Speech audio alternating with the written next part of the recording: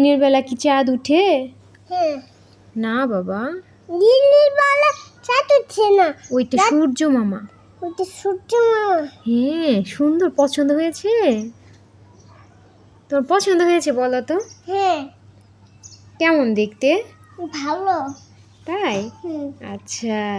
এই টিভি বাচ্চা, মোবাইল ছোট, টিভি বড়, মোবাইল ছোট। হ্যাঁ।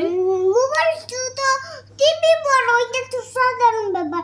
তুমি মোবাইল না বাদ দিয়ে, ছবি না বাদ দিয়ে তুমি মোবাইলটা রেখে দাও, টিভি দেখো, আমাদের খেলা করো, বল দিয়ে খেলো।